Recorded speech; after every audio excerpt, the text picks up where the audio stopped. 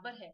हम फेफड़ों का प्रतिरूप बना सकते हैं और आप उसमें हवा भरते और निकलते देख सकते हैं, सांस अंदर लेते और बाहर छोड़ते हुए।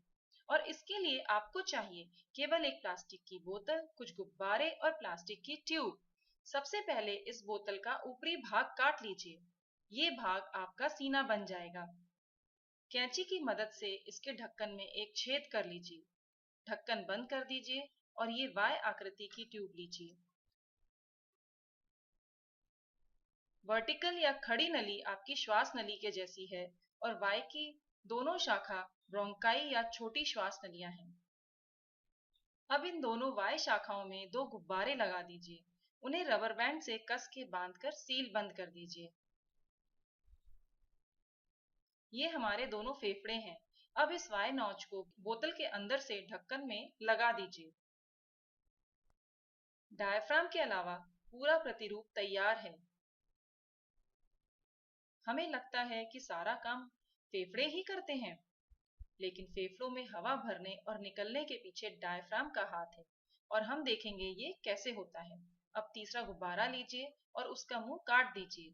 ये गुब्बारा इतना ही बड़ा होना चाहिए कि वो बोतल पर कस के बैठे। अब पूरा प्रतिरूप तैयार है। ध्यान दीजिए, इन फेफड़ों में तभी हवा भरती है और निकलती है जब हम ये गुब्बारा यानी डायफ्राम खींचते हैं। ये गुब्बारा हमारे शरीर का डायफ्राम है। जब आपके शरीर की मांसपेशियां सिकुड़ती हैं, तो डायफ्राम भी सिकुड़ता है और गुब्बारे को धकेलकर हवा निकाल देता है।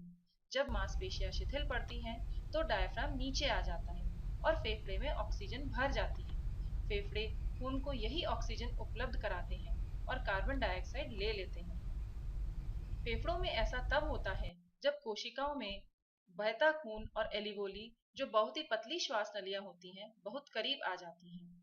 फेफड़ों में या हवा में खून के मुकाबले ऑक्सीजन की मात्रा अधिक होती है, इसलिए ऑक्सीजन खून में चली जाती है और इसी तरह कार्बन डाइऑक्साइड खून से फेफड़ों में आ जाती है। इस तरह से हम श्वास लेते समय ऑक्सीजन लेते हैं और छोड़ते समय कार्बन डाइऑक्साइड बाहर कर देते हैं। आपको सुनकर आश्चर्य होगा कि हमारे फेफड़ों में ये गैस का आदान प्रदान 2400 किलोमीटर लंबी श्वास नलियों के द्वारा होता है। हमारे फेफड़ों के अंदर इतनी लंबी श्वास नलियां हैं। हमें उम्मीद है कि आपको ये फेफड़ों का प्रतिरूप बनाने में बहुत आनंद आया होगा। अब समय है